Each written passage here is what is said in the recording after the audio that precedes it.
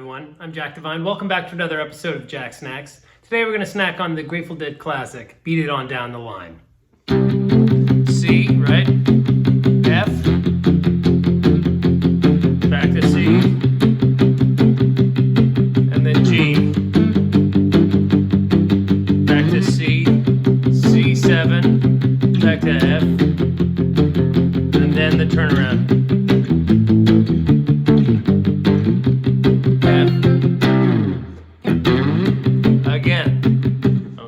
And that's it until we get to the chorus, which modulates to F. Going down the line. Going down the line. Okay, up to G. C7. Right? F again. Then the turn again.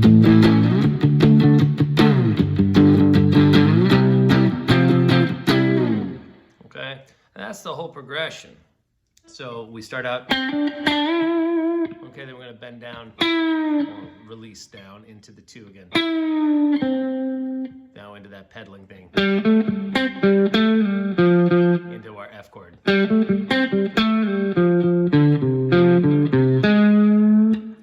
Flat 3, bent up slowly. Doesn't even need to get to the A from this A flat or G sharp, all right? It just needs to head towards it and then stop abruptly. Okay, just like that.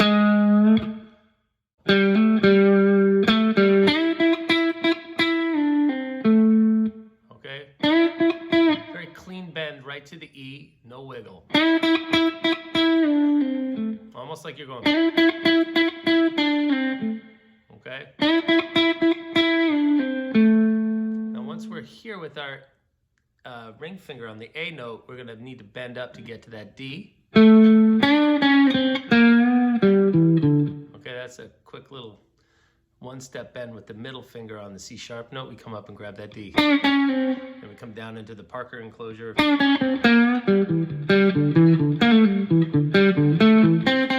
Okay, and flesh out the rest of this kind of tight little pivot lick where we're going back and forth off of the I think we're over the G chord at that point. We're in that same position that we were in for the F chord, just bringing it up, and then we're doing the Parker enclosure from that pre-bend. Okay, again, we just need to we need to create the directionality of that pinky, okay? It doesn't need to actually be a clean hit into the B note, the third of the chord. We need to give some directionality to that. It can't be a flat. All right, it can't be just a dead third, like the sad flat third, okay? It needs to be a flat third with the direction headed towards the major third, okay? Just even the slightest amount like that can really create that effect, much more so than just hitting it dead. And you don't want to hit.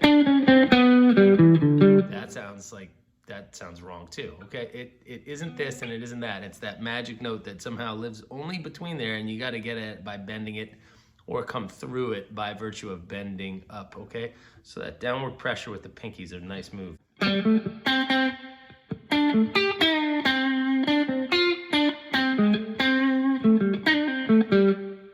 Okay, and then we gear up for that big 1-6-2-5 dominant turnaround there, okay? So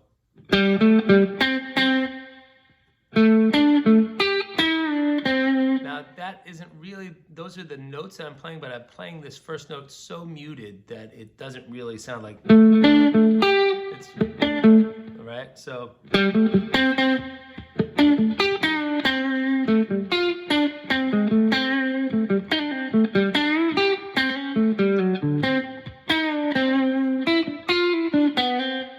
let's talk about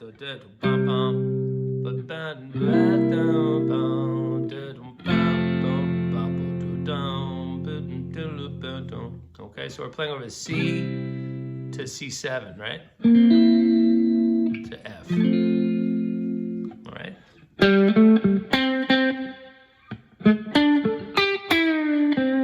So that's this very muted. I use an 8 note, but like I said, I don't even know if I'm fretting it.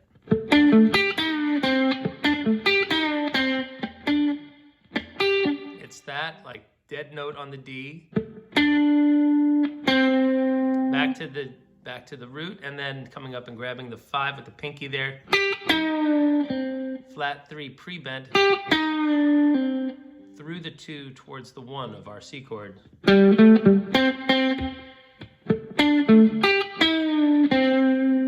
Okay, and then now we're gonna be thinking about over the F chord. So that's 5, 6, 5 root over the F.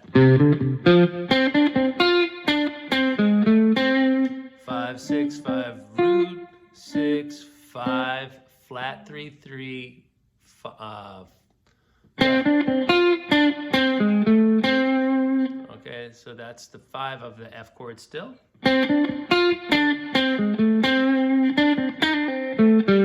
Now we're back to the C chord.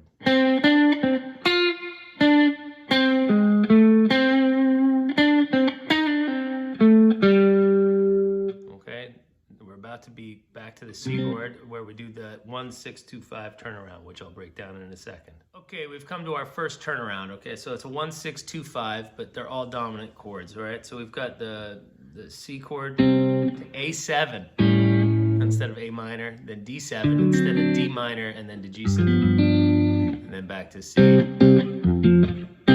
We just played over that F chord. Okay, now we've got our C. Okay, that's C. Now, A chord.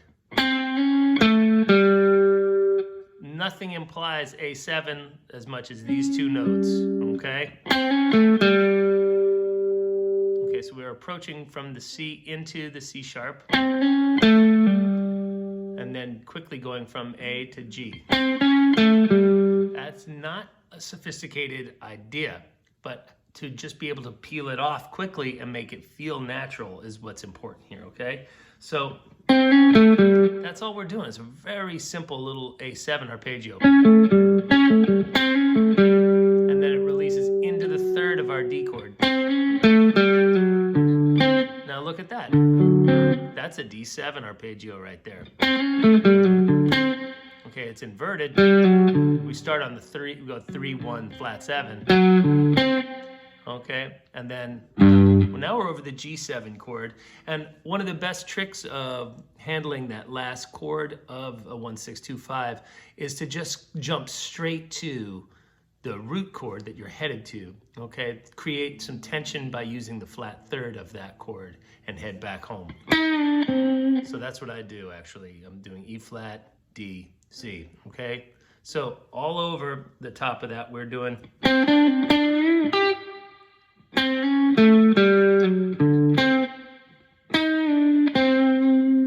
Okay, then we just have the last 2 chords, which is the C to the F chord. I'm almost positive I just flattened out my finger to grab that E, and then F, and then 1 behind the root and in, okay? So that's...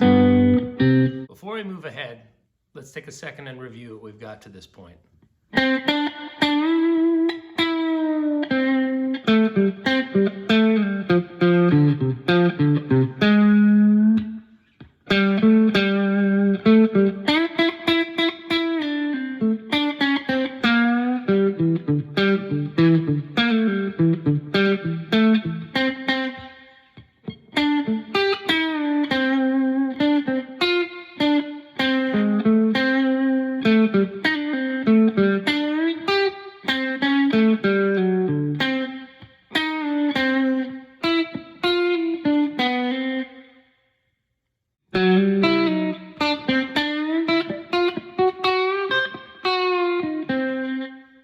Okay, that's our opening line, okay, of our second verse. Okay,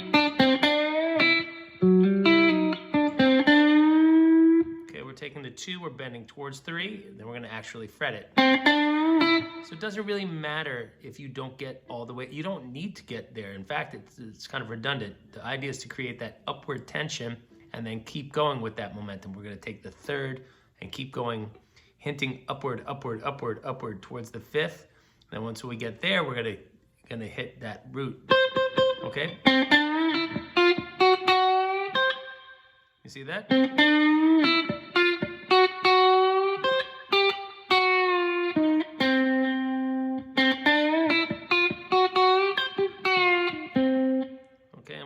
chicken picking in there. So you want to use like short little upstrokes. Okay, a couple little pinch harmonics, and it sounds like Europe 72, like that.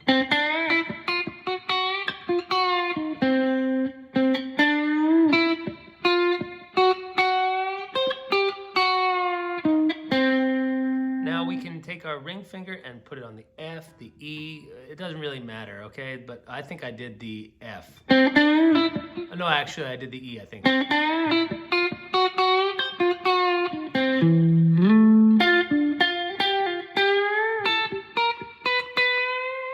Okay, and that's over the F chord. We're doing the same idea, right? But we're going to be pivoting a little bit differently here, okay? Okay,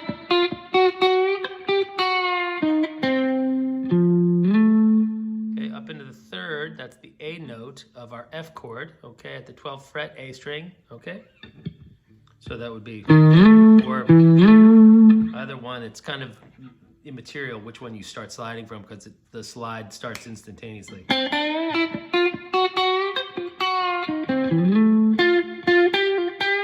Okay, so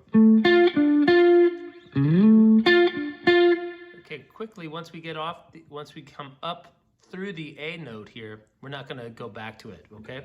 We're going back to our pedaling off the F, and it's 6. Again, we're going to take that same move and head towards up through the 3rd, 4th, flat 5th, and 5th of the F chord until, believe it or not, on our way up, we start doing that same parallel motion that we used over the C chord over the F chord, but as we're doing it, the progression shifts back, and rather than heading to the 5 of the F chord, now we're headed to the root of the 1 chord, the C chord. Right, there we are over the C, okay? Bending the B up into the C, 1 fret, a la that era of Garcia, okay? So,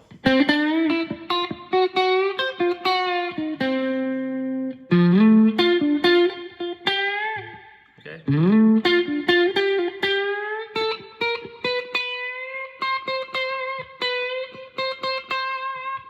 Okay, so we're building up tension over top of that C chord.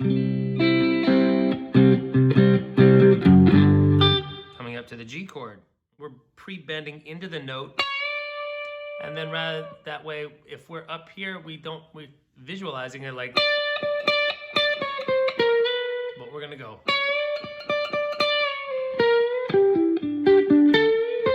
We're bending through that note. Okay, and that's kind of like, or you don't have to specify because you're bending, so you're just coming up through both notes. Okay, so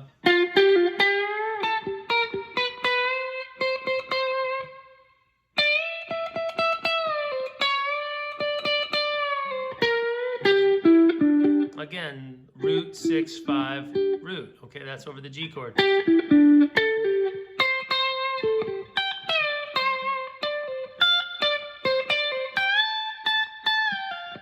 Okay, something like that. We're killing time before that turnaround comes, and that's the part that, I mean, honestly, I'm not even thinking about that. I'm just kind of riffing out and trying to utilize, build tension until I can get to the.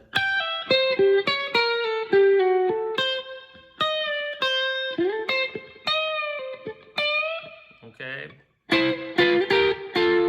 Heading into the chorus. Let's talk about that 1-6-2-5 turnaround that I kind of glazed over there. All right. So we're looking at a C arpeggio. Okay. Because A7 is so deeply connected to that, the sound of the C sharp diminished sound. Okay. We're basically taking the C7 chord, and we're just adding the 3rd of the A. It becomes a substitution, okay? So C sharp diminished is very closely related to, that's an A7 chord with the 3rd in the bass. All we're doing is changing one note, this B flat, okay? So if we use that B flat as a passing tone, okay, so that's what I did. Okay, so over the C7, over the C chord, I'm going that's going to set us up for, already that's implying the A7 chord. So I threw in that flat 2 and came to the root, okay, that way, and it sounds nice. Okay, so that's going to be, we're releasing into the 3rd of our D7 chord from the flat 7 of the A chord. Okay, and that's going, then we go to the G chord, and I do the same idea that I did here, where I went. Okay, there's nothing wrong with repeating ideas in different octaves. If you have a strategy that works in one place, it works in every place. Okay, once you find that those notes work over that, over those chords, use it. That's the solution. Okay, that really is a helpful strategy to maintain. Coming into the C chord through this little vehicle. Okay,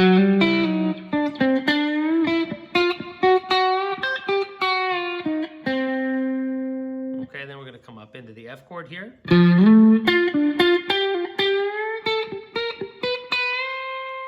Now we're back over the C chord. I think I came up here and went something like that, and then into the G chord.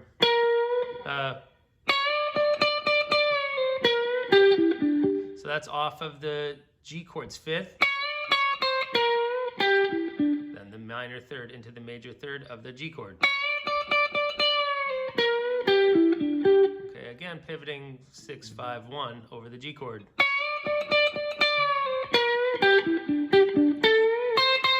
Bending from that A note up through either option, whether flat 7 or major 7 on our way back to the root. Okay, now we're over the C chord. Quote the melody. Little lick, and then you can do one of 2 options. I guess I went. Right, I went up to the 3rd of the F, or you could do. Okay, which is one of the other ones I keep in my back pocket.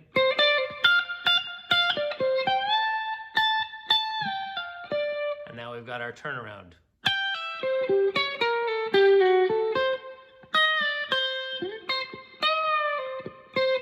Okay, so that turnaround again, C arpeggio,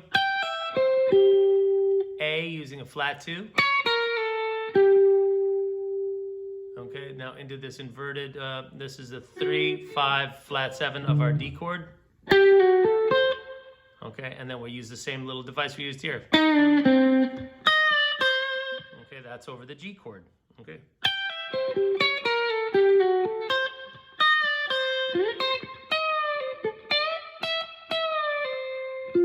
Into the F part, okay, into the chorus, okay, but I didn't do that little lick. I did something else. I did the contrary motion. All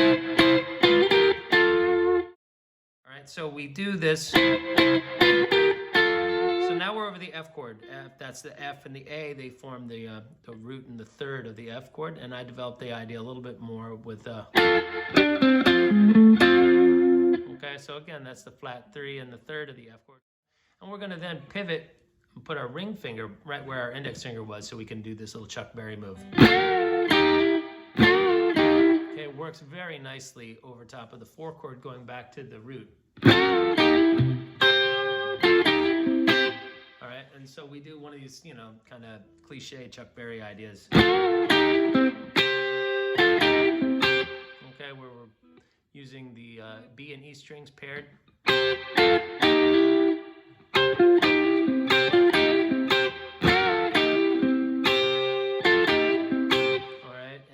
Obviously, that's a nod to Chuck Berry, and then to some extent to One More Saturday Night. Okay, so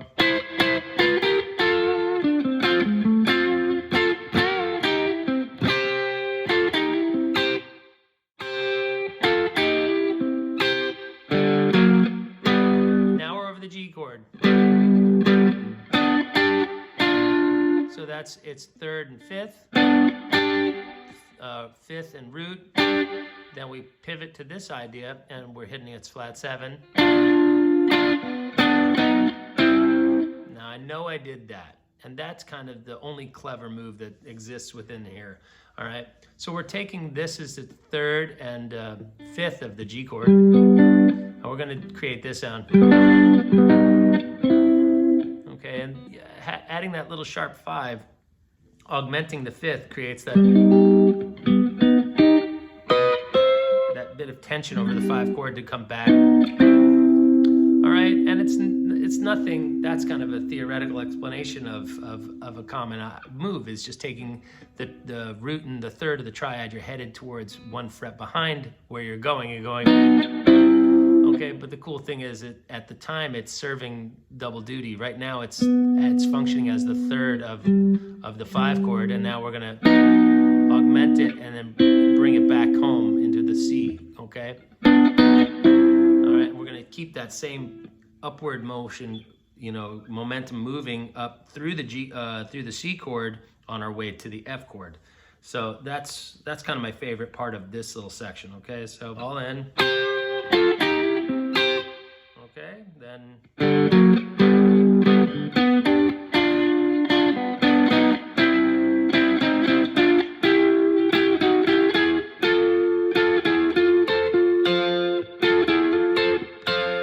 Okay, now we're over the F chord, then.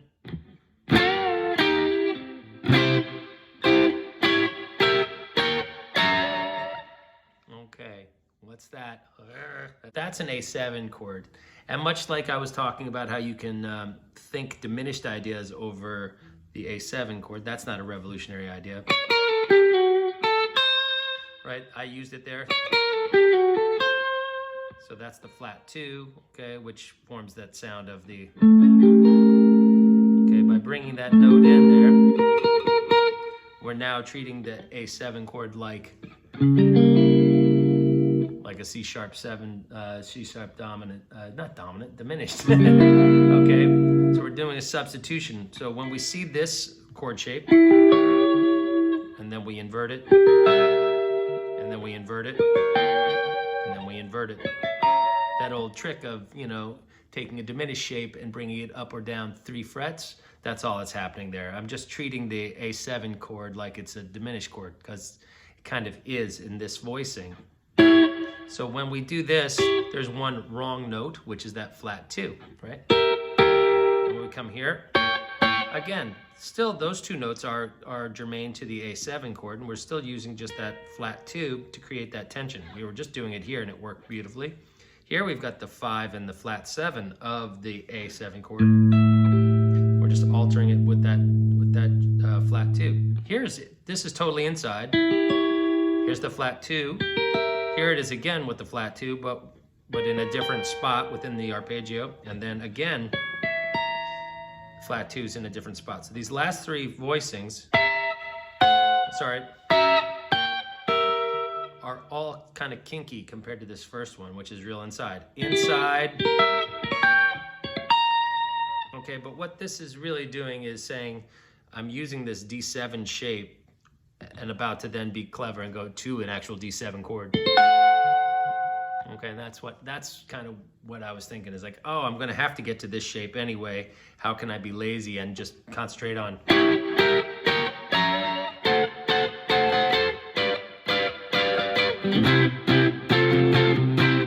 Okay, so those last little chunks are A7, these 3 diminished chords, 3 frets apart. Then to our D7, and then we hop to this. That's the 3rd of our G7, 5th, and the flat 7th of our G7. Sorry. Okay, so D7, G7, and then back to C. F, and then back to C. All right, so that's the ending chunk, and so.